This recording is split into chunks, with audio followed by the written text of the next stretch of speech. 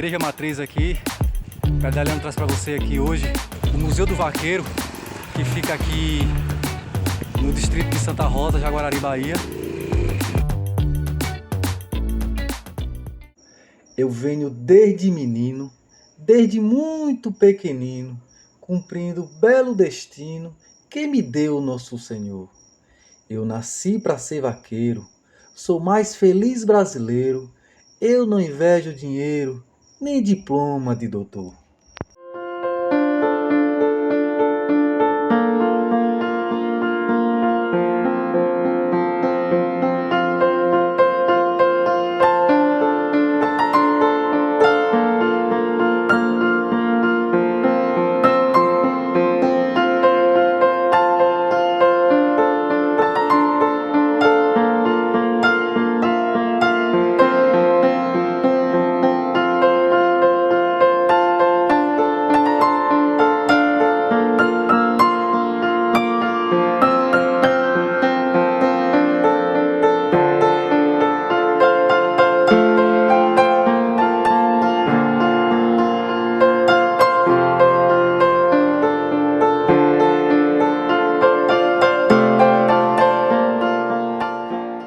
Estamos aqui com Danilo, um jovem apreciador da cultura, e é um privilégio, desde já, Danilo, a gente lhe agradece muito por nos receber e também lhe parabeniza por você ter essa ideia de criar,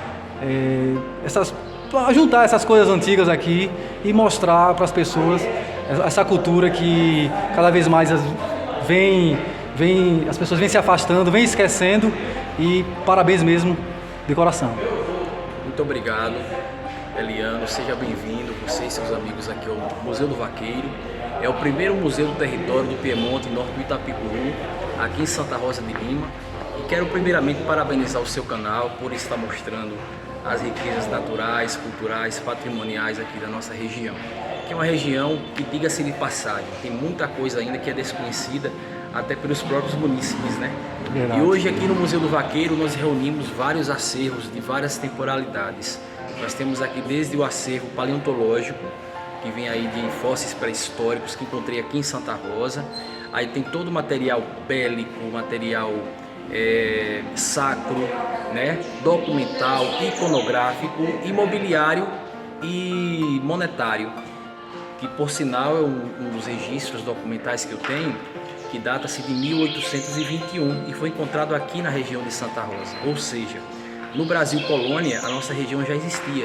Ou seja, a presença do vaqueiro já era presente aqui no sertão de Jaguarari, o sertão que hoje predomina-se Santa Rosa de Lima. Então, o Museu do Vaqueiro tem toda essa reunião de móveis que pertenceram a vaqueiros, a criadores, a sertanejos, sertanejas que de alguma forma, direta ou indireta, contribuíram com a construção da história de Santa Rosa de Lima.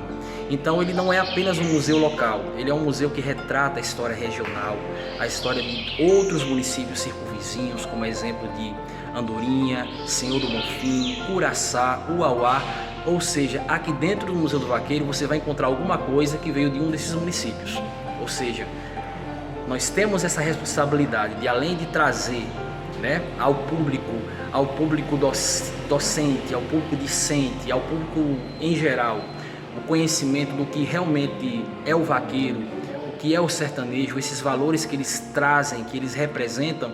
Nós temos também aqui nesse espaço um grande laboratório ainda a ser explorado para descobrirmos essas fontes paleontológicas, essas fontes também que temos aqui arqueológicas, como as machadinhas, que pertenceram a antigas civilizações e que eu encontrei aqui na região a mais ou menos 5 quilômetros. Aí eu fico me perguntando qual foi a civilização nativa que há 20, 30 mil anos povoaram essa região, viveram aqui de forma nômade, claro. Isso no período neolítico, período da pedra polida, ali onde o ser humano começa a se adaptar, deixa de ser nômade, passa a ser mais sedentário, passa a domesticar animais, e essa teoria é universal em relação ao ser humano. Então, se eu encontro uma machadinha onde está ali todo a característica que foi uma pedra realmente polida, então que povos habitaram a nossa região? E por que a nossa região, por ter esse acervo, por ter esse produto de história, de pesquisa, não está na grade curricular de ensino, não está nos livros de história.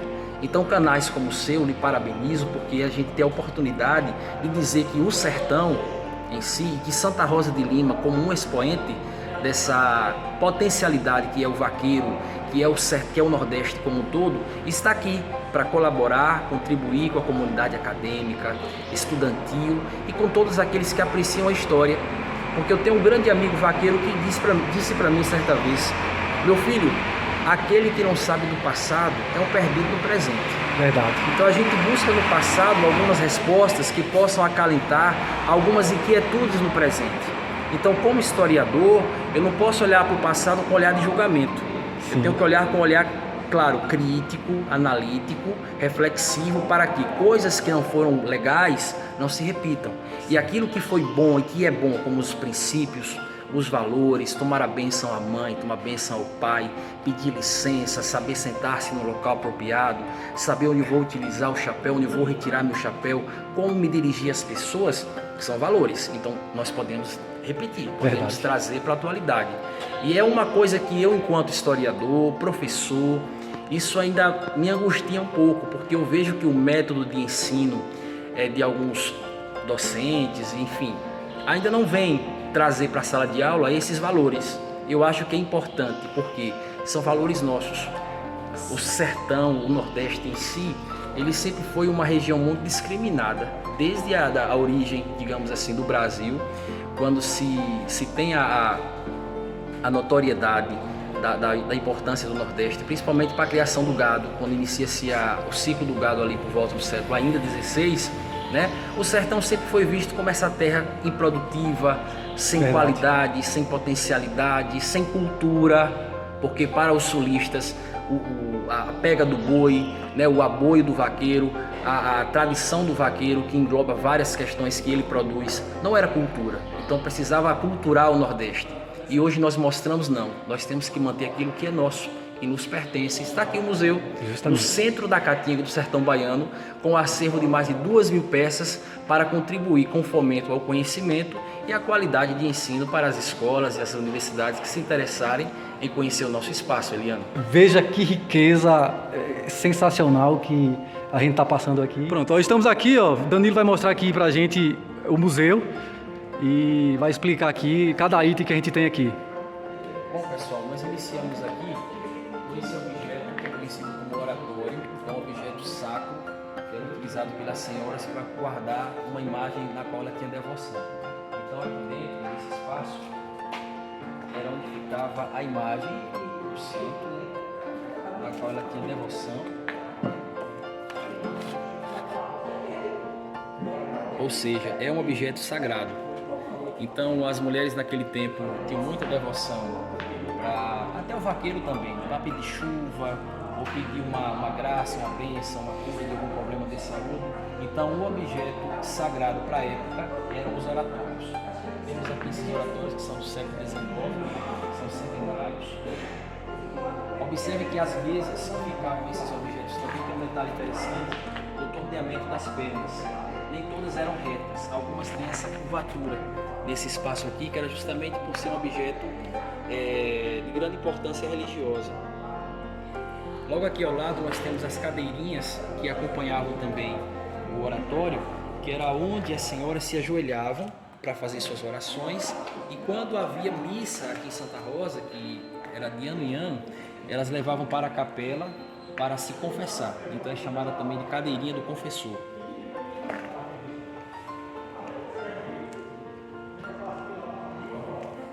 Vindo para cá, nós temos aqui o maior objeto do nosso museu, que é um carro de boi, pertenceu ao seu Bertolino, aqui da Fazenda Bom Despacho, no Bertolino Pilar, um carro centenário, algumas partes dele pertenceram ao pai de seu Bertolino. E por incrível que pareça, Eliano, se colocar os bois aqui, ainda trabalha, o carro ainda está em perfeita condição de trabalho, né? É uma grande obra de arte, né, o carro de boi.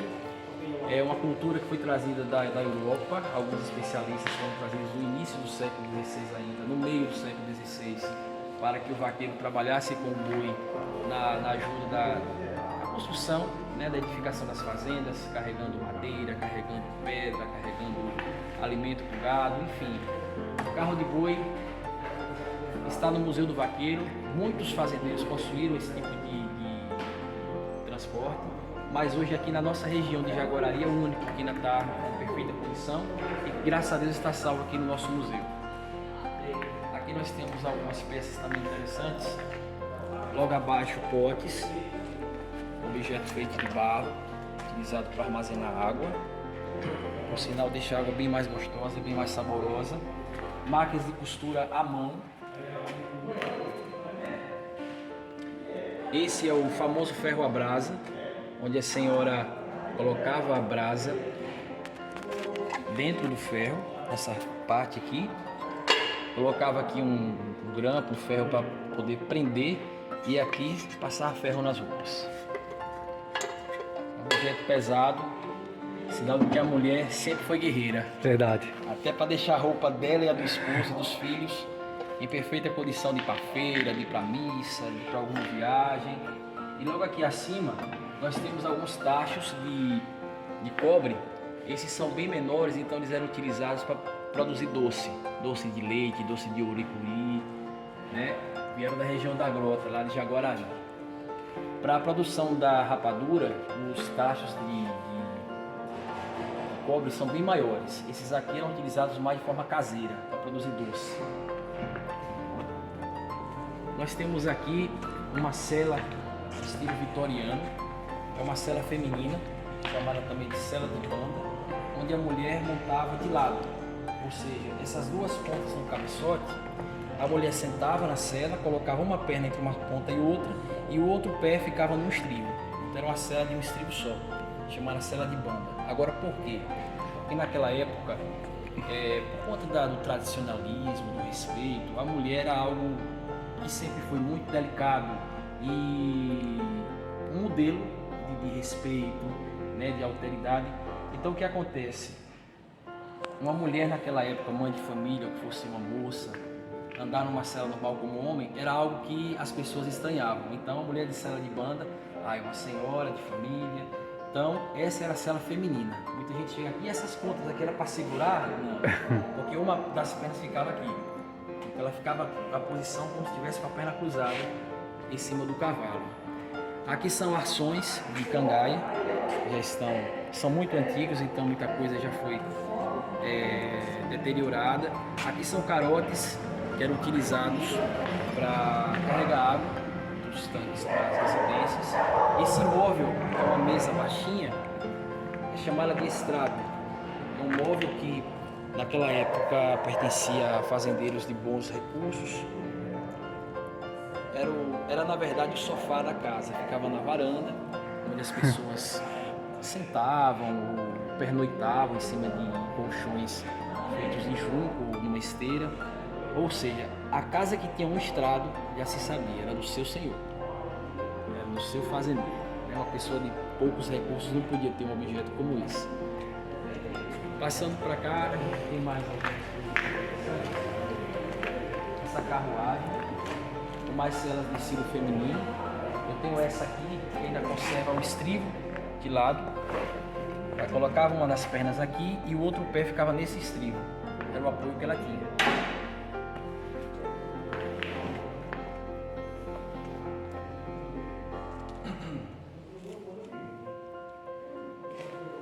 Aqui nós temos mais máquinas de costura à mão, essa ainda com o caixão bem conservada e funcionando ainda por sinal.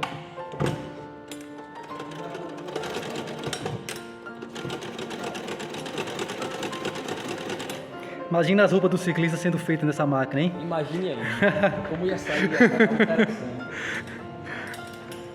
Pronto, aqui é a prataria do museu, né? São porcelanas, gelas de louça. E eu mesmo imagino quanta coalhada, né? Quanto doce essas porcelanas não viram durante esses anos aí, né? Aqui são travessas do século XIX.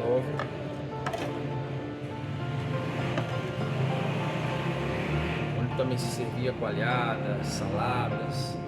tudo eram ocasiões especiais, né? Casamentos, batizados. Então essa prataria saía da despensa, do guarda-louça e era apresentada às visitas, porque no dia a dia não eram utilizadas normalmente, né? Retiravam realmente apenas para ocasiões mais especiais, principalmente as travessas. Show demais. Material muito bom e delicado. E alguns aqui são até importados, como exemplo dessa tigela aqui, é uma tigela inglesa. England, Inglaterra, ou seja, quem naquela época aqui na nossa região tinha condição aquisitiva de comprar material que vinha da Europa.